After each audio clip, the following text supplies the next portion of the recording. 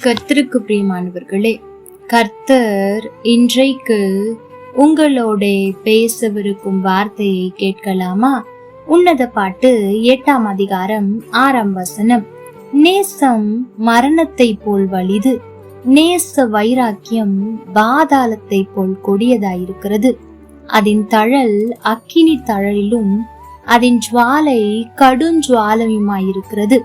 எனக்கு பிரியமான தேவ பிள்ளைகளே, உலகத்தில் உள்ள எல்லா ஆயுதங்களை பார்க்கிலும் அன்பே வலியது.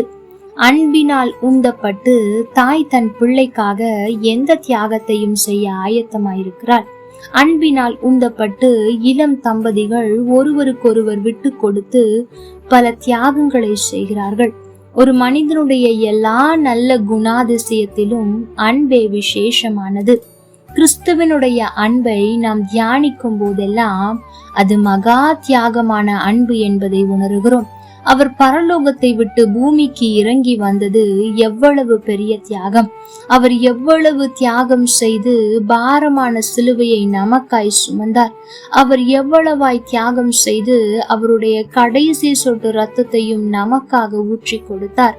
அநாதி சிநேகத்தால் உன்னை சிநேகித்தேன், ஆதலால் காருண்யத்தினால் உன்னை இழுத்துக் கொள்கிறேன் என்று கர்த்தர் சொல்லுகிறார்.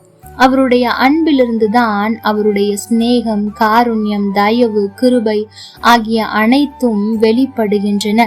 அவருடைய அன்பு சுயநலமற்ற அன்பு மட்டுமல்ல, தெய்வீகமான கபடற்ற அன்பு. 2ஆம் உலக மகா யுத்தம் நடந்து கொண்டிருந்த போது இத்தாலியை அரசாண்ட முசோலினி ஒரு பெரிய சர்வாதிகாரியாக விளங்கினார். அவரது வீர சாகச செயல்களால் கவரப்பட்ட ஒரு வாலிப பெண் அவரை அளவில்லாமல் நேசித்து எத்தனையோ தியாகங்களை செய்து முடிவாக திருமணம் செய்து கொண்டாள்.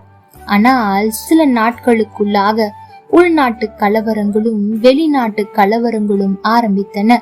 ஒரு நாள் முசோலினியின் வீடு முற்றுகையிடப்பட்டது. முசோலினியை கொல்ல ஒரு கொலையாளி வந்த போது அந்த பெண் குறுக்கே வந்து முசோலினிக்கு முன்பாக நின்று அவரை மறைத்து நின்றாள். என்னை வேண்டுமானாலும் கொன்றுவிடு, அவரை கொல்லாதே என்று கதறினாள். அவனோ ஈவு இரக்கம் பாராட்டவில்லை. அந்த பேதை பெண்ணின் அன்பை மதிக்கவில்லை.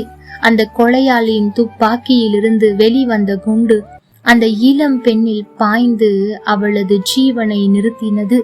ஆனால் அவளுடைய அன்பை ஒன்றாலும் நிறுத்த முடியவில்லை. முசோலினியை அணைத்தபடி அவள் மரித்தாள். இன்றைக்கும் அவளுடைய தியாகமான அன்பு மேன்மையாக நினைவு கூறப்படுகிறது. எனக்கு பிரியமான தேவ பிள்ளைகளே, கர்த்தர் பாவத்திலிருந்தும் சாபத்திலிருந்தும் நம்மை பாதுகாக்க நம் மேல் வர வேண்டிய தண்டனையை தன்மேல் ஏற்றுக்கொண்டாரே, நமக்காக அடைக்கலமும் கேடகமும் ஆனாரே, நம் மேல் வர வேண்டிய தண்டனையை அவர் மேல் ஏற்றுக்கொண்டது எவ்வளவு பெரிய தியாகம்! எனக்கு பிரியமான தேவ பிள்ளைகளே, இந்த நாளில் அவருடைய தியாகமான அன்பை தயவு செய்து நினைவு கூறுங்கள்.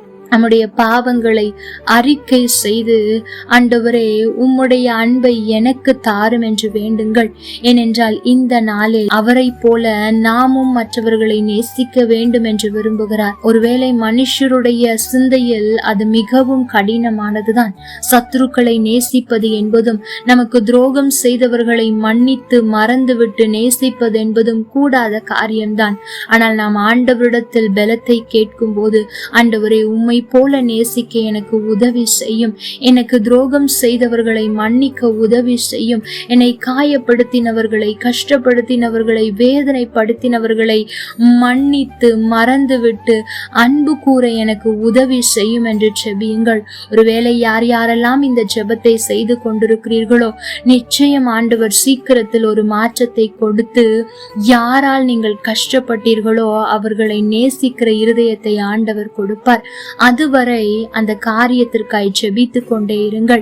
ஏனென்றால் இந்த நாளில் ஆண்டவர் பல வருடங்களுக்கு முன்பு நமக்காக மரித்தாரே, அதை நினைத்து எனக்காக மரித்தீர் நன்றி என்று சொல்லிவிட்டு போவதோடு அல்ல, ஆண்டவரே நீர் எனக்காக என்னுடைய பாவங்களுக்காக உம்மை கொடுக்க நீர் சித்தமாயிருந்தீரே, நான் என் சத்துருக்களை நேசிக்கவாவது செய்ய வேண்டும், அதற்கு பலன் தாரும் என்று நாம் ஜெபித்து இந்த நாளில் இந்த காரியத்தில் தீர்மானம் எடுப்போம். இருப்போம் என்று சொன்னால் நிச்சயம் ஆண்டவர் நமக்காக மரித்ததை நினைத்து சந்தோஷப்படும்படியாய் நாம் நடந்து கொள்ள முடியும். ஆகவே இந்த நாளில் அந்த தீர்மானத்தை எடுங்கள். கர்த்தர் தாமே உங்களோடு கூட இருந்து உங்களை ஆசீர்வதிப்பாராக. ஆமென்.